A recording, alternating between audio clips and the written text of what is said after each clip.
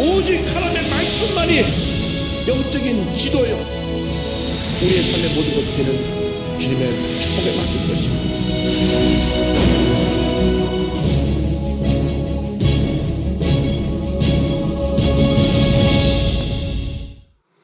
오늘 로마서 15장을 함께 공부합니다. 제목은 선을 이루고 덕을 세우라 입니다. 한번 따라해 주시기 바랍니다. 선을 이루고 덕을 세우라. 먼저 덕을 세우라고 로마 교회에 권면합니다.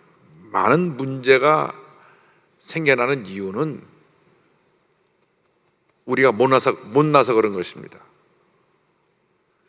더 정확하게 말하면 먼저 믿는 사람들이 못나서 그렇습니다. 다른 표현으로 하면 잘못해서 그렇습니다. 뭐가 잘못됐느냐? 이 덕을 세운 면에 있어서 부족했기 때문에 교회에 문제가 생겨나는 것입니다. 교회 모든 문제는 덕스럽지 못한 사람들 때문에 생겨납니다. 그래서 사도 바울이 로마 교회의 문제들이 다른 문제가 아니라 먼저 믿은 사람들, 믿음이 강한 사람들이 덕을 세워야 된다. 그래서 15장 1절에 이와 같이 말씀하는 것입니다. 다 같이 1절을 보겠습니다. 믿음이 강한 우리는 마땅히 믿음이 약한 자의 약점을 담당하고 자기를 기쁘게 하지 아니할 것이라. 그러니까 믿음이 강한 사람들, 성숙한 믿음을 가진 사람들은 자기 자신이 기쁘고 좋은 것보다 믿음이 약한 사람들은 어떻게 세워주고 그들의 약점을 우리가 돌봐야 되느냐, 여기에 관심을 가져야 된다는 것입니다. 그래서 그 믿음 약한 사람을 위해서 믿음이 좋은 사람들이 자기의 기쁨도 포기할 수 있는 그러한 덕스러운 사람이 되어야 한다는 것을 말씀합니다. 2절 다 같이 보겠습니다. 우리 각 사람이 이웃을 기쁘게 하되 선을 이루고 덕을 세우도록 할지니라. 믿는 사람들이 어떻게 해야 되느냐? 우리 이웃 형제들을 기쁘게 하고 근심하게 하면 안 되고, 그 다음 어떻게 하느냐? 선을 이루어야 된다. 착한 일을 많이 행해야 되고, 그 다음 덕을 세워야 된다. 여기에 2절에 모든 내용이 다 결론이 되어 있습니다. 이웃을 기쁘게 하고 근심 걱정하지 말고, 그 다음에 착한 일을 해서 선을 행하고, 그 다음에 덕을 세워서 교회가 안정되고 부흥되게 하라는 것입니다. 자아가 강한 사람들이 있습니다. 근데 예수 믿고 나서 이 강한 자아를 깨뜨려야지, 강한 자아를 갖고 살다가는 늘 부딪힙니다. 집에서 부부끼리 부딪히고, 자녀하고 부딪히고, 이웃하고 부딪히고 하는 것은 내가 너무 강해서 그래요. 그래서 신앙생활은 평생 강한 내가 깨어지고 낮아지는 것이 우리의 신앙생활의 모습입니다. 그래서 난 아무것도 아닙니다, 주님만이 나의 모든 것 되십니다 하면 은혜가 쏟아지는 것입니다. 내가 하면 부딪히고 다투게 되는 것입니다. 그래서 우리는 늘 난 아무것도 아닙니다, 주님께 영 돌리는 삶을 살아야 되고, 예수님께서 그렇게 본인 자신을 희생하시면서 사랑으로 모든 것을 품으셨던 것을 본을 보여주셨다는 것을 말씀합니다. 3절 다 같이 보겠습니다. 그리스도께서도 자기를 기쁘게 하지 아니하셨나니 기록된 바 주를 비방하는 자들의 비방이 내게 미쳤나이다 함과 같으니라.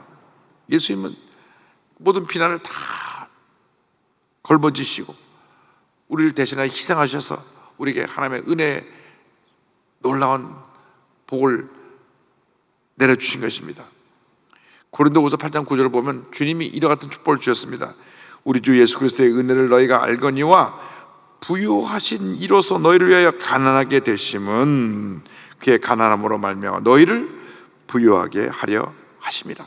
예수님이 우리를 잘되게 하시기 위해서 낮아지시고 희생하시고 섬기셔서 우리가 오늘 이렇게 복받은 인생이 되었으니 우리도 그렇게 살아야 됩니다. 시편 69편 9절을 말씀을 인용했습니다. 주의 집을 위하는 열성이 나를 삼키고 주를 비방하는 비방이 내게 미쳤나이다. 내가 주님을 뜨겁게 사랑하는데 그로 인해서 많은 비난도 받게 되지만 그 비난도 내가 다 감당하고 내가 오직 주님만 바라보고 나아갑니다. 그래서 제가 늘 얘기하지만 일하는 사람들이 두 가지는 늘 먹게 됩니다.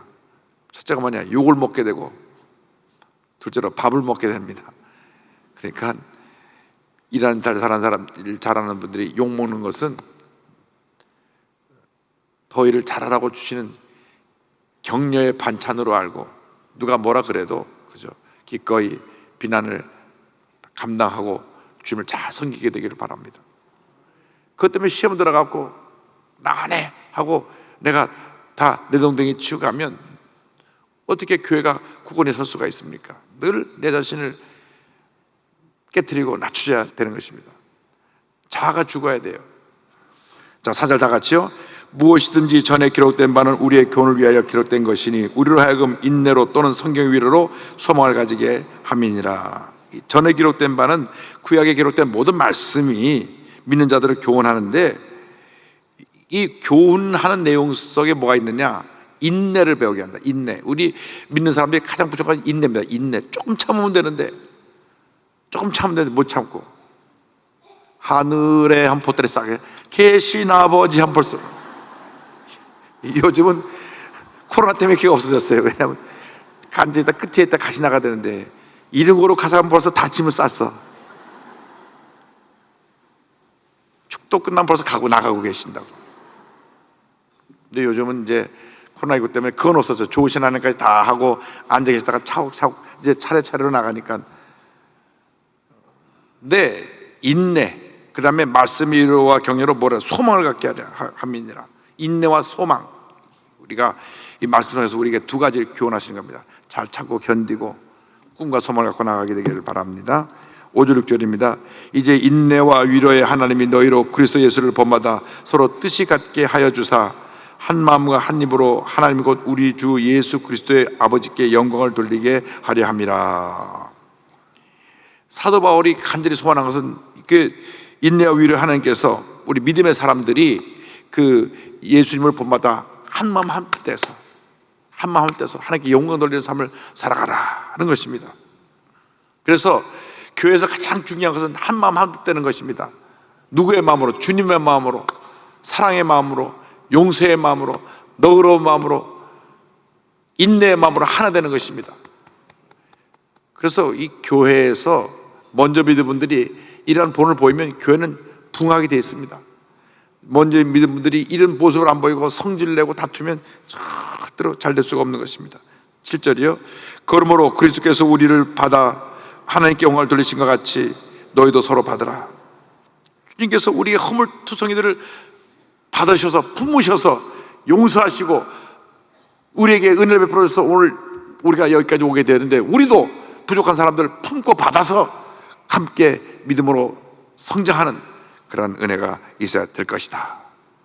주님은 우리를 다 받으시고 용서해 주셨는데 우리는 구별해서 너 내 편이 아니야, 우리 편이 아니면 안 받아주고 용서하지 않는 이런 잘못된 모습을 버려야 됩니다.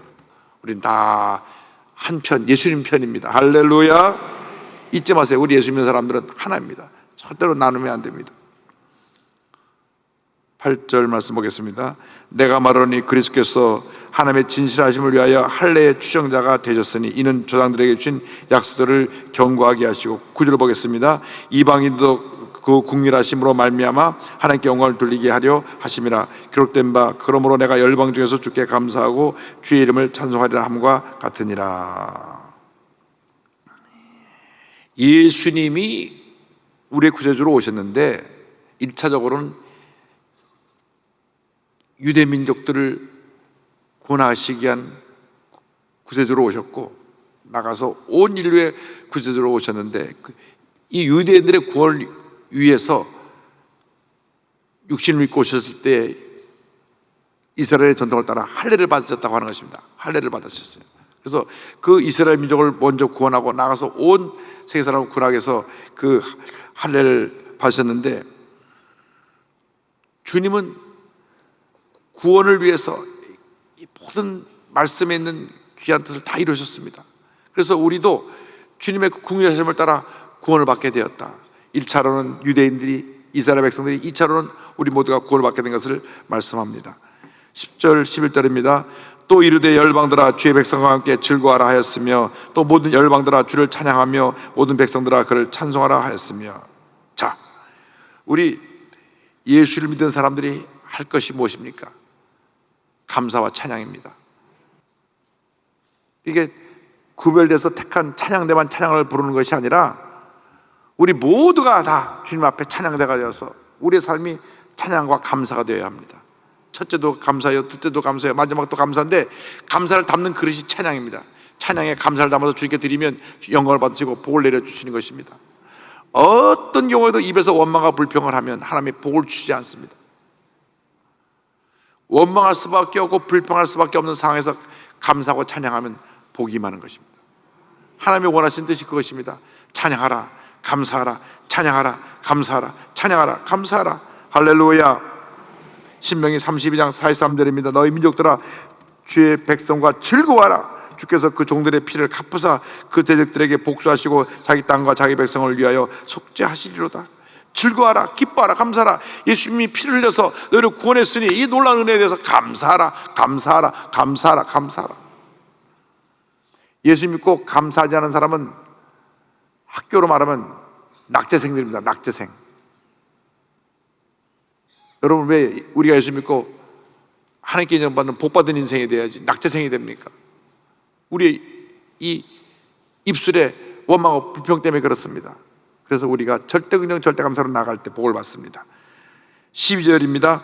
또 이사야가 이르되 이새의 뿌리 곧 열방을 다스리기 위하여 일어나시는 이가 있으리니 열방이 그에게 소망을 두리라 하였느니라. 예수님께서 다윗의 반열에 올 것을 에서 태어날 것을 예언한 말씀인데 이사야 11장 10절입니다. 그날에 이새의 뿌리에서 한 싹이 나서 만민의 기치로 설 것이요 열방이 그에게로 돌아오리니 그가 거한 것이 영화로우리라. 이사야의 예언대로 예수 그리스도를 통하여 메시아를 통하여 유대인과 모든 이방인들이 구원받을 것을 다시 한번 설명하는 것입니다. 13절입니다. 소망이 하나님의 모든 기쁨과 평강을 믿음 안에서 너에게 충만하게 하사 성령의 능력으로 소망이 넘치게 하시기를 원하노라. 하나님의 뜻이 무엇입니까? 모든 기쁨과 평안함이 우리에게 넘쳐나게 하는 것. 로마에 있는 백성들이 그 마음속에 기쁨이 넘쳐나게 하시고 기쁨의 결과로 그 마음에 평안함이 충만히 임하게 하여 주옵소서. 그러니까 기쁨과 평안함은 같이 동전의 앞면 뒷면 한 짝을 이루는 것입니다. 그래서 성령의 첫 번째 열매가 사랑이고 두 번째 열매가 기쁨, 희락이고 세 번째 열매가 화평, 평화입니다. 그래서 기쁨과 평안은 같이 가는 것입니다. 기쁨이 외적으로 나오는 모습이라면 평안의 깊은 곳에서 샘솟이 우리에게 넘쳐나는 은혜가 바로 평안입니다. 그래서 그 평안함이 임해야 됩니다. 우리가 성령 충만한 것, 충만하지 않은 것 어떻게 압니까? 간단합니다. 내 마음에 기쁨과 평안함이 있으면 성령 충만입니다. 그러나 분노가 있고 미움이 있고 섭섭함이 있고 원망이 있고 불평이 있으면 그거는 자기 충만입니다. 자기 충만. 나라고 하는 이 육신 덩어리는 늘 그러한 인간의 모습에, 과거의 모습에 끌려다닙니다. 미워하고 분노하고 다투고 속상해하고 남 물고 뜯고 필요없는 얘기 듣고 마음속에 불불 끓어오르고 다 옛사람입니다. 이런 것은 지나갔으니 보라 새 것이 되었도다. 그래서 사도 바울이 고백하기를 내가 그리스도와 함께 십자가에 못 박혔나니 나는 죽었습니다. 옛사람이 죽었습니다. 더 이상 분노하고 미워하고 다투지 않습니다. 이제 내 안에 사는 것은 예수님이 사십니다. 내가 육체 가운데 사는 것은 나를 사랑하사 나를 위하여 자기 자신을 희생하신 죽으신 하나님을 아들을 믿는 그 믿음 안에서 내가 삽니다. 할렐루야. 그래서 사도 바울의 고백처럼 늘 나를 십자가에 못 박고 내 안에 예수님이 살아나셔서 나를 다스리시고 나를 주관하심으로 말미암아 기쁨이 충만하고 평안함이 넘쳐나기를 주님의 이름으로 축원합니다. 그 두 번째 이제 이 로마서 이제 거의 끝 부분으로 가는데요. 이제 13절까지 이 내용이 앞에 전체 부분의 총 정리라고 보고 이제 뒤에 결론적인 이제 마무리 부분입니다. 내가 왜 로마서를 쓰고 있느냐라는 그 내용입니다. 자, 14절입니다. 내 형제들아 너희가 스스로 선함이 가득하고 모든 지식이 차서 능히 서로 권하는 자임을 나도 확신하노라. 로마 교회는 사도 바울을 감동시킨 교회입니다. 칭찬입니다. 너희들에게 선함이 가득하다. 그리고 지식으로 충만하다. 그리고 서로 권면해서 서로 바로 세운다 이런 거예요. 그러니까 사도 바울이 본 로마 교회의 모습은 선한 행위, 착한 행위를 많이 하는 선함이 충만하고, 둘째로 지식이 충만해요. 말씀에 지식에 굳건히 서서, 셋째로 서로 권면하여 바로 세워줍니다. 쉽지가 않습니다. 남이 내가 잘못한 거 뭐라고 지적하면 네가 뭔데 나한테 그러고 다툴 수가 있어요. 그런데 로마 교회 성도들은 믿음이 성숙했기 때문에 기도 많이 하고 성령으로 충만해서 권면합니다. 아유, 집사님 말 좀 조심했으면 좋겠어요. 말투가 남이 들을 때 보면 꼭 욕하는 것 같아요. 그러지 말고 좀 말을 좀 부드럽게 하면 어떨까요? 권면해주면 그 말을 듣고 말 함부로 하던 분도 아이 그렇죠, 내가 말 실수가 많습니다. 내가 말을 좀 상스러운 말을 하는데 앞으로는 덕스러운 말 하겠습니다. 그러니까 스스로 바로잡아주는 거예요. 이것은 성숙한 그리스도인의 모습에서 볼 수 있는 겁니다. 하루도 10번씩 자기 성질이 화를 잘 내는 성질 때문에 늘 감정에 휩싸이는 분을 위해서 기도를 많이 하고 가서 집사님 그렇게 밤낮 화를 내면 주변 사람들이 다 상처를 받지 않습니까? 이제 좀 감정을 다스리세요. 화가 날 때 몇 초만 참으시고 주님 생각만 하세요. 그러면 화가 가라앉습니다. 그 몇 초 동안에 푹 끌어올리거든요. 그걸 가라앉히는 거예요. 그래서 로마 교회는 서로 이렇게 덕을 세워서 서로 바로 세워줌으로 말미암아 굳건히 서게 됐습니다. 우리 교회도 그 같은 성숙한 교회가 되기를 주님의 이름으로 축원합니다. 근데 이 권면을 잘못하면 싸움이 돼요. 네가 뭔데 내가 원래 말투가 그런 건데 뭐가 싸우게 돼요. 무슨 말 하는지도 모르고 서로 싸우게 돼요. 그래서 우리가 신앙적으로 성숙해가지고 남의 권면을 잘 믿음으로 받아서 바로 설 수 있게 되는 은혜가 있게 되기를 바랍니다. 15절 16절입니다.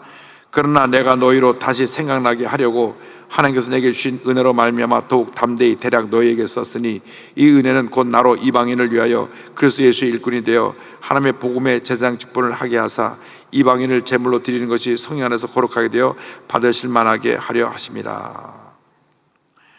내가 너희들의 것을 다시 확인하면서 내 자신이 어떤 위치에서 이와 같은 글을 쓰느냐, 하나님이 나를 복음의 제사장으로 세워서 너희들에게 이 복음을 전하게 하시는 그러한 사명을 주셨다. 나는 이방인의 사도로 사명을 주셨다는 것을 설명합니다.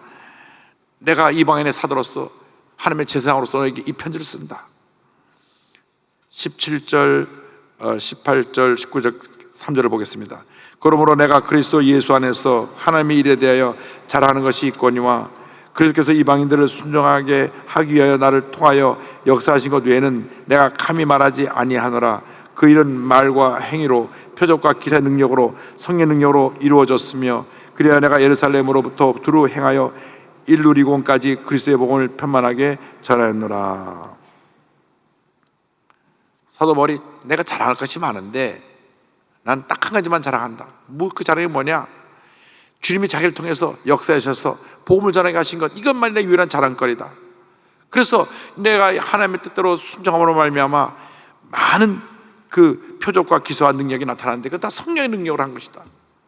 그리고 예루살렘부터 저 일루리곤까지 이 그 지역 지도로 보면 굉장히 가까운 것 같지만 그 당시로는 거의 예루살렘에서 땅까지 가는 지역의 이까지 저 왼쪽 끝이 서바나인데요. 일루리곤 왼쪽 끝이 서바나인데 그 서바나가 스페인이고 그 당시 예루살렘에서는 거기까지가 땅 끝으로 알았습니다. 그래서 내가 이제 복음을 전하러 이제 서바나까지 가는데 로마를 들려서 거기까지 간다는 것이 이 뒤에 내용이 나오는데 내가 그것까지 열심히 가서 복음을 전하는 것, 그것만이 유일한 나의 자랑거리다. 주님이 한 건 자랑거리로 해도 돼요. 내가 손이 부릅뜨게 성경을 필사해가지고 신구약 성경 다 썼다. 봐라. 이것도 아멘 하는 분이 별로 없는 거 보니까 아직 성경 한 권을 다 안 쓰신 모양이에요. 여러분 도전하시기 바랍니다. 그 쓰는 동안에 은혜가 되는 거예요. 보고 읽고 쓰면서 내게 감동이 오는 것입니다. 자, 20절 21절 보겠습니다. 또 내가 그리스도의 이름을 부르는 곳에는 복음을 전하지 않기를 힘썼노니 이는 남의 터 위에 건축하지 아니하려 함이라. 기록된 바 주의 소식을 받지 못한 자들이 볼 것이요 듣지 못한 자들이 깨달으리라 함과 같으니라. 자기가 그 사역하는 그 사역의 윤리의 기준, 그러니까 선교의 윤리적 기준을 말합니다. 남이 세운 터 위엔 내가 가서 다시 내 터를 세우지 않는다. 다시 말하면 누가 와서 먼저 복음을 전해서 교회를 세운 곳에는 본인이 그 옆에 가서 또 하나 세우지 않는다, 그 말입니다.